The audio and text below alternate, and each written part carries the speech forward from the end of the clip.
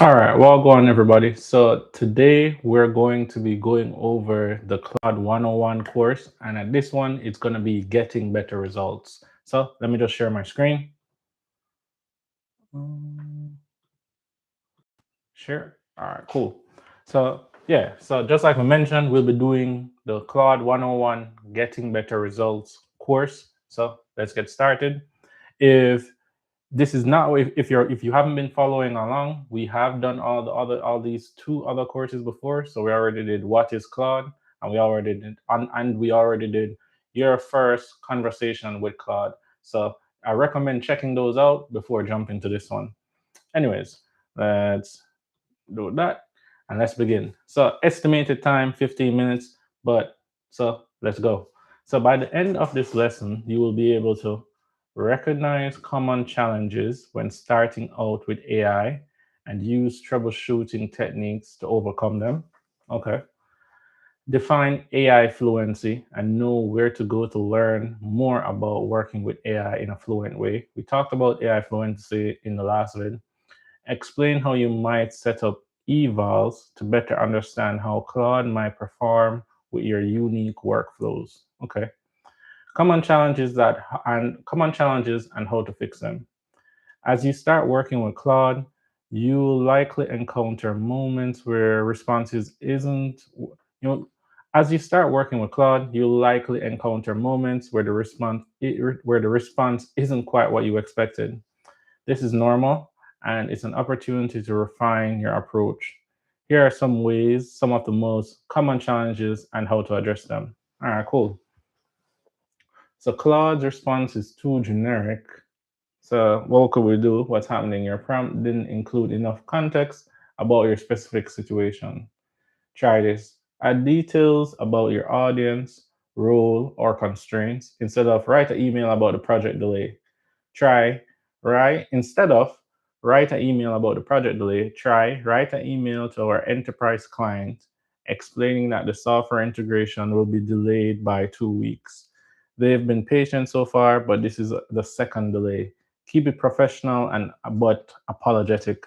So this is just pretty much Anthropic giving us an idea how to improve the response what we get from Claude. So if it's too generic, more than likely a prompt didn't have enough context or specific about a specific situation. So just give it more detailed information. All right. If the response is too long or too short, Claude is guessing at appropriate length. Claude is guessing at appropriate length. If the response is too long or too short, Claude is guessing at appropriate length.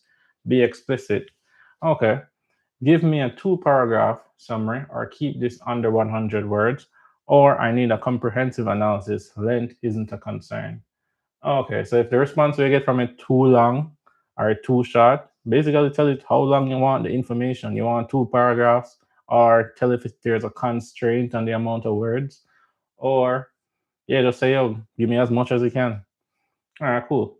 Claude didn't follow my format. So when you have this challenge, Claude understood what you want, but not how you want it presented. Okay.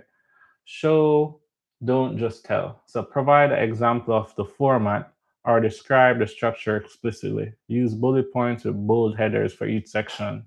So if Claude didn't follow the format, like maybe you gave it a template, or maybe you wanted it in a template format, yo, with your response, just with your question, just add that template in, and that's what they're saying. Like, give it more context on like what format you want.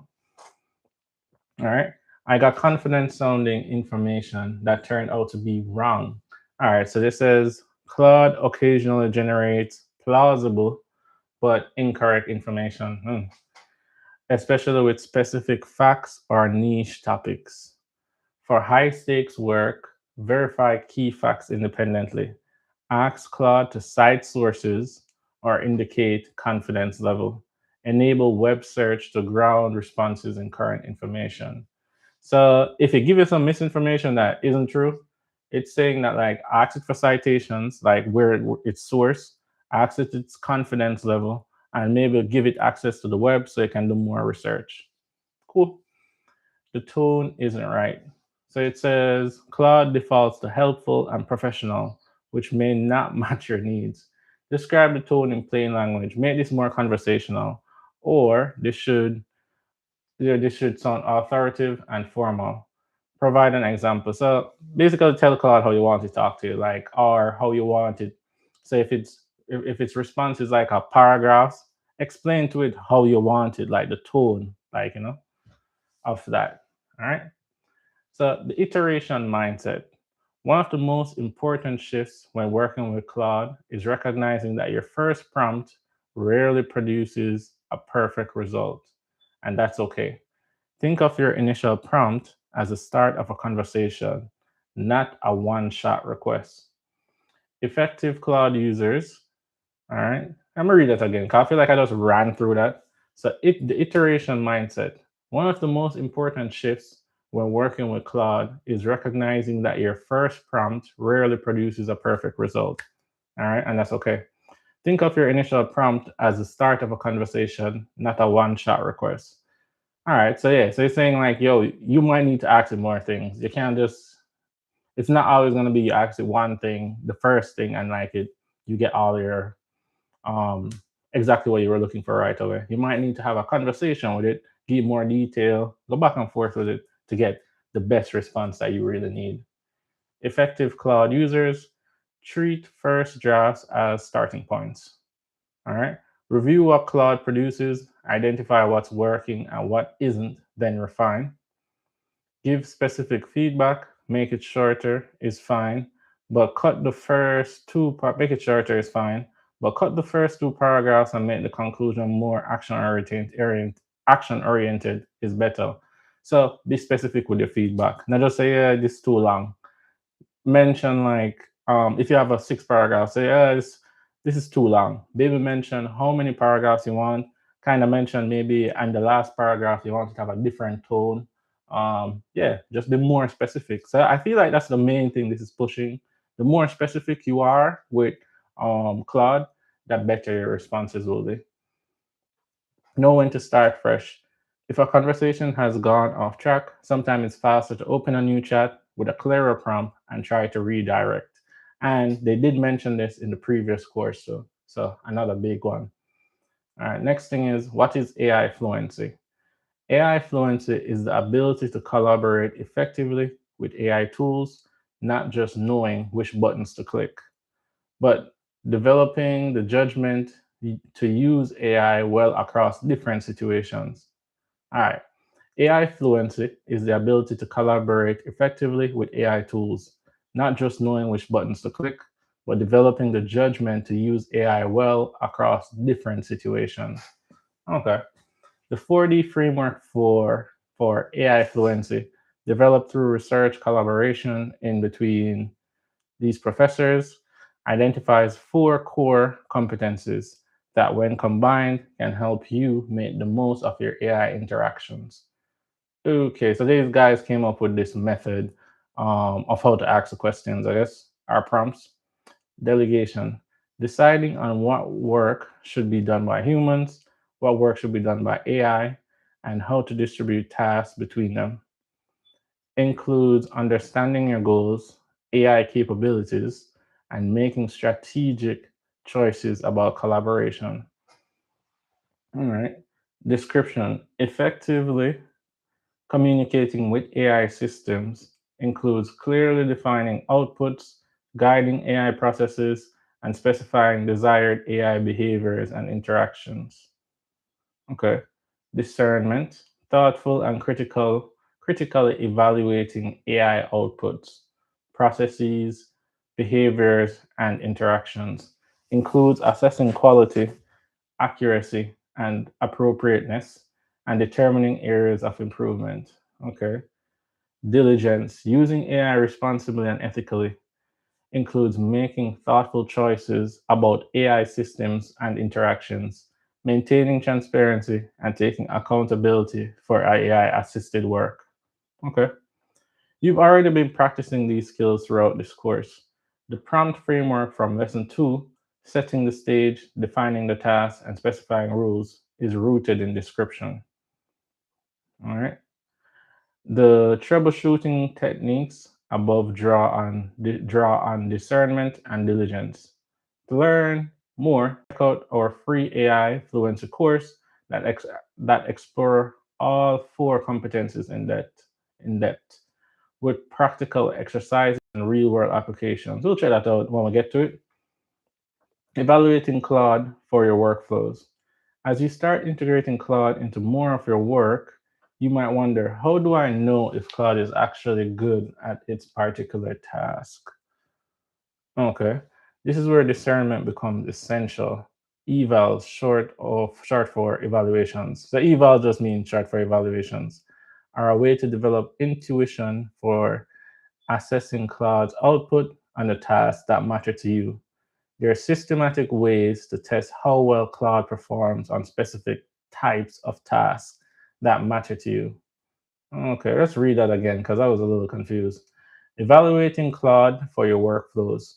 As you start integrating Claude into more of your work, you might wonder, how do I know if Claude is actually good at this particular task? Okay, this is where discernment becomes essential. Evals are a way to develop intuition for assessing Claude's output on the tasks that matter to you. There are systematic ways to test how well Claude performs a specific type of task that matters to you. So we want to see how good Claude is at something. Cool. Why evals matter? I'm gonna use evaluations to help with that.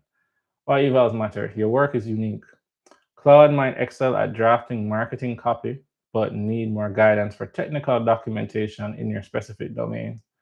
Running simple evals help you understand where Claude adds the most value in your workflow, identify tasks where you need to provide more context or example, build confidence in Claude's output for recurring tasks. A simple eval approach, you don't need complex infrastructure. Let's pause a second. That was a lot. Let's just, whew, I don't like just reading. You know, have to take a breathe and just take it in. All right. So, no. All right. A simple eval approach, you don't need complex infrastructure to evaluate Claude. Here is a practical approach. Gather examples. Collect 5 to 10 examples of a task you do regularly, emails you've written, reports you've created, analysis you've done. So, remember, all we're doing is evaluating how good Claude is at doing this work. So it's a create test prompts, write prompts that would generate similar outputs, include the context you'd naturally have when doing this work. Compare outputs. Run your prompts and compare Claude's responses to your examples. Ask yourself, does Claude capture the key information? Is the tone and style appropriate? What's missing or could be improved? So this just sounds like pretty much you have your work and you have Claude kind of try and mimic your work based on the requirements you give it. And then you're just going to compare your work to it and see if it capture everything that you needed. Like, you know, if it, you know, all of that. So that seemed like that's pretty much what I'm getting from this. Let me know in the comments if you were thinking something else. But yeah, that's what it's pretty much sounding like to me. Like you're just evaluating Claude's um, responses on creating different documents based on pretty much your previous documents that you had. All right, so we got another YouTube video, but for us, we like to watch our YouTube videos last. So let's keep on reading. So the video above is taken from our AI Fluency for Nonprofits course, but the example is relevant for anyone working with data in AI. To evaluate how Claude might work with your data, find a data set you've manually analyzed, create prompts that request Claude to do analysis on your behalf, compare Claude's results to your originals, note patterns, and refine your prompt accordingly. Maybe Claude gets right numbers but misses the overall patterns. Okay. This kind of lightweight evaluation helps you develop intuition for how to work with Claude on tasks that matter to you and where to focus your review and refinement energy. Okay. Lesson reflection before moving on. Consider which of the common challenges have you already encountered? I feel like I've encountered all of these challenges, and the challenges they're referring to are these. So Claude response is too generic. The response is too long or short. Claude didn't follow my format. I got confident sounding information that turned out to be wrong. I got some of this when I was working on TV OS apps for iOS, and the tone isn't right. Definitely got all of those. What techniques might you try next time? I'll try each of the ones that they mentioned up here. So Claude response is too generic. Is too generic. Basically, be more specific and tell it what you need. If the response is too long or too short, be more specific and tell it if you need 2 paragraphs, you need 4 paragraphs, or there's a words constraint. You pretty much just tell it that. And what else? Where in your work would a simple eval help you understand if Claude is good fit for a recurring task? I feel like I'll test this with like some documents. Cause like I tried to get documents on like to see how different apps are performing. Just curious about that. And I'll compare that to maybe Firestore, since Firestore kind of hold like some of my or App Store Connect, one of them. All right. So how might the 4D framework help you think about your collaboration with Claude? So the 4D framework, let's go back to that.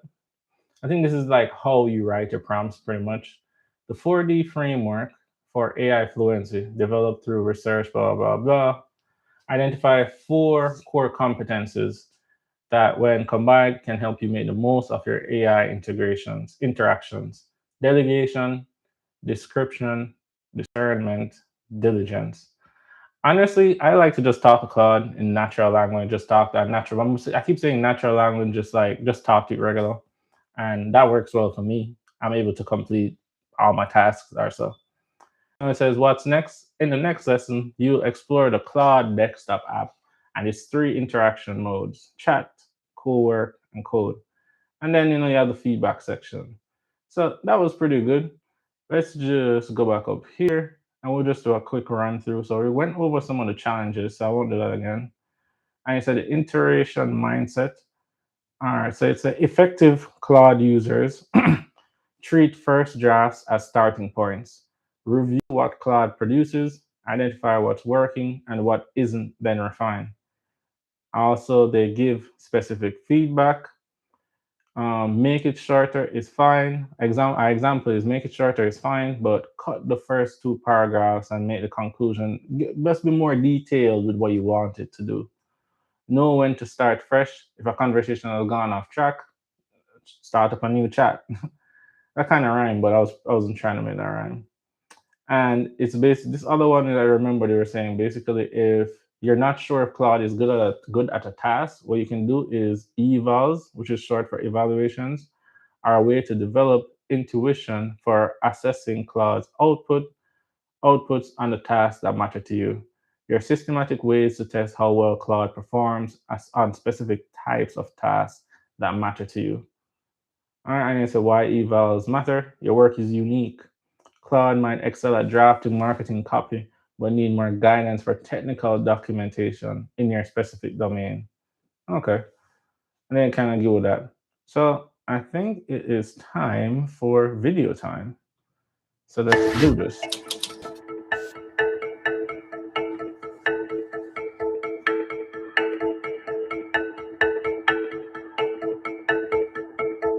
In our last lesson, we dealt with data privacy and security, what you absolutely need to protect and how to do it. So now let's talk about the question that's probably stopped you from using AI for data analysis in the first place. How can I trust the results? Today's lesson is about the delegation diligence loop, specifically building confidence in AI's analytical capabilities for your specific work by systematically testing it against data you already understand. By doing this, you can better understand how AI will support your specific circumstances. The process starts with delegation. Here's how this works. First, identify a specific analytical task you do regularly that you want to delegate to AI. Find past data where you already completed the analysis, and then work with AI to reproduce what you did, evaluating what works and what doesn't. Refine your approach and test again. If AI can match your known results, you know how to use it and trust it for similar future tasks. And if not, you've learned that this task is something you shouldn't delegate. So let me show you what this looks like in practice, and then we'll talk through what to do if you're not that data savvy to begin with. Meet Rio. the program director at Valley Veterans Services. Every quarter, he analyzes program attendance alongside employment outcomes, calculating participation rates, tracking monthly changes, and determining whether attendance correlates with job placement success. This analysis consistently takes him hours. Considering delegation, Rio knows he wants to continue using the results of this analysis to improve his program. He wants to interpret the results himself, but he could do without the data cleaning and formula mayhem he usually finds himself in to do the actual analysis. So, in order to test whether AI is appropriate in this scenario, he's going to evaluate it using last quarter's data. He knows exactly what this data showed after he analyzed it without AI, and he has the raw, messy data from before he started. This is his test case. Rio uploads the data and starts to work with AI, using description and discernment to perform his analysis. Only each time AI responds, Rio is going to check the results against what he knows to be true and jot down potential gaps in AI's reasoning. Sometimes additional description helps AI get the outcome he's looking for. In these cases, Rio knows he has to include that kind of information for future data analysis tasks. Other times, Rio might find legitimate capability gaps. This is the delegation diligence loop in action. Rio's diligence to evaluate the model's capabilities can change what he chooses to delegate to AI in the future. His first attempt might look like, I'm sharing attendance data and employment outcome data from our job training program last quarter. Please analyze the participation patterns across the 3 months and graph the correlations between attendance levels and employment success. I'm particularly interested in understanding whether consistent attendance predicts better job placement outcomes. AI responds with a summary. But rather than assuming this is fact, Rio checks this against his records and notes what's good and what's not.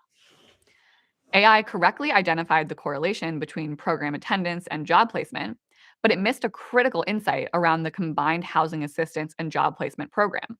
So Rio refines his description, asking AI to try again, but pay special attention to the program type. This time, AI catches its mistake. So Rio notes that for future quarters, he'll need to specifically request the AI to consider the program type when performing its analysis. Then he tests something harder. Can you also look at this based on when participants enrolled? AI responds as Rio observes that despite not knowing the enrollment data, AI could help extract it. He makes a note to cross-reference these results later on. By going through this process, Rio has systematically validated what AI can and can't do for his quarterly reporting. He's learned that with the right description, AI can accurately reproduce the analysis he used to do manually. But he's also identified clear limitations and areas for follow-up. AI needs enrollment dates in the data to do cohort analysis, otherwise, it'll try to infer them, which he doesn't want. And most importantly, Rio now has a tested approach that he can confidently use with this quarter's data and clear notes about what information he needs to include and what context he still needs to add himself. When Rio uses this validated approach with new data, his diligence continues. He'll check whether numbers make sense based on what he knows about his programs. He'll take accountability for the final report, and he'll be transparent about AI's role if asked. But now he's working from validated confidence, not guesswork. So here's the framework. Identify a specific analytical task that you want to delegate.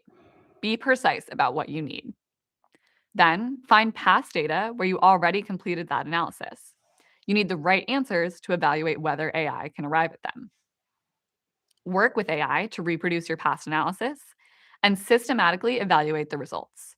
What did AI produce? How did it approach the task? How did it communicate findings? Identify gaps, refine your delegation, and then test again. If you can validate that AI produces correct results, you've built an approach that you can confidently use on new data. But if you can't get there after several refinements, you've learned that this isn't a task you should delegate. So this is all great, but what if you're not very comfortable with the data to begin with and wouldn't be able to spot those process gaps yourself? AI can also be a useful tool to brainstorm and implement solutions you might not have thought of on your own. Because AI models are uniquely good at coding, they can help with things like writing Excel formulas, reformatting messy data, and more.